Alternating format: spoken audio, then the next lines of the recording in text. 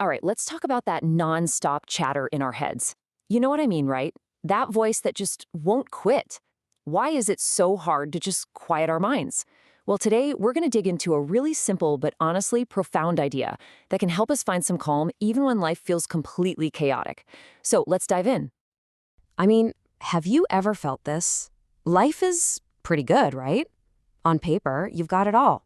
The job, the relationships, things are stable.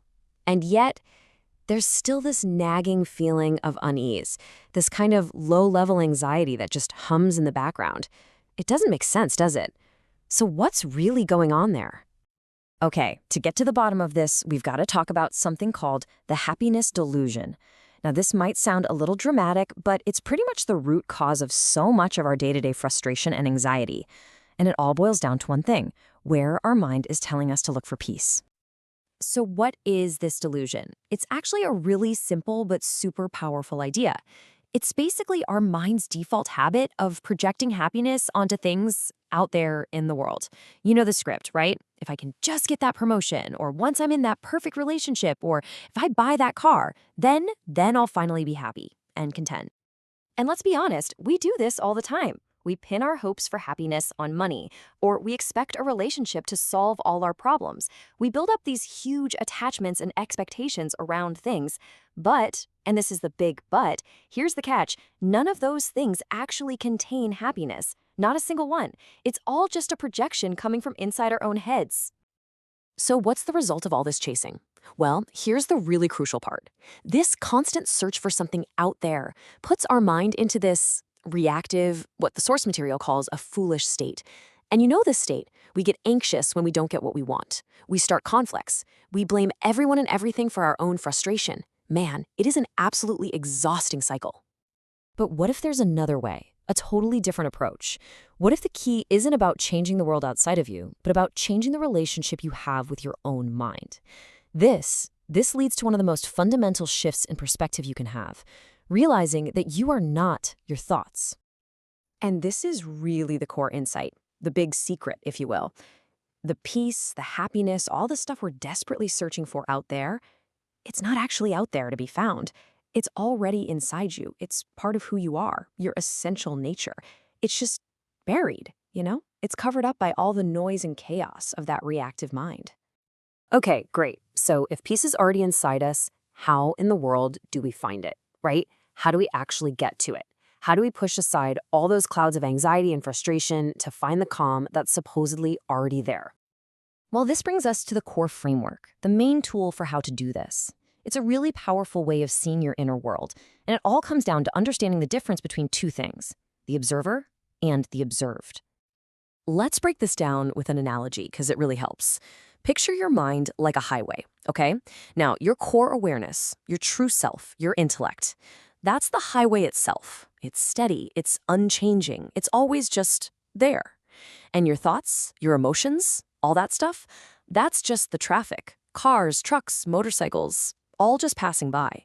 The massive insight here is realizing that you are the highway, not the traffic. And this is where the whole highway idea gets really powerful.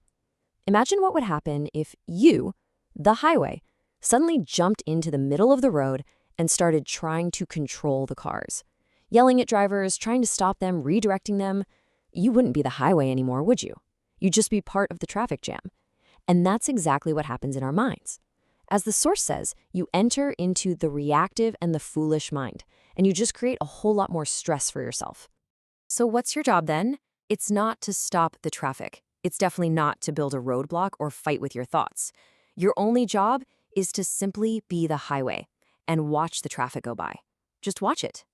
When you can recognize that little bit of space between you, the observer, and your thoughts, the observed, that is the key. That's where you find the calm. Okay, that all sounds great in theory, right? Be the highway. But how do you, actually do that? Let's get super practical. Here's a simple, straightforward exercise you can use to start training your mind to be the observer instead of the traffic. All right, first things first, find a posture that's steady but comfortable. See, a committed still body really helps encourage a still mind, so get settled. Now, just bring your attention to your breath. Don't try to change it, just feel its natural rhythm. Then, as you breathe in, mentally, just to yourself, count in 1, And as you breathe out, count out 1. Now listen, your mind is absolutely 100% going to wander. That's its job. The second you notice you've lost count, just gently, with zero judgment, bring your attention back and restart. The goal isn't to be a perfect counter. The whole point of the exercise is the practice of gently returning over and over and over again. Now, doing that exercise once is awesome. It's a great start. But let's be real. It's not a magic trick. It's not going to fix everything overnight. The real power, the lasting change, comes from building a new mental habit. And like any habit, that takes one thing more than anything else: commitment. Think about it. Your mind's default setting, the habit it's been running for years, is to get lost in the traffic.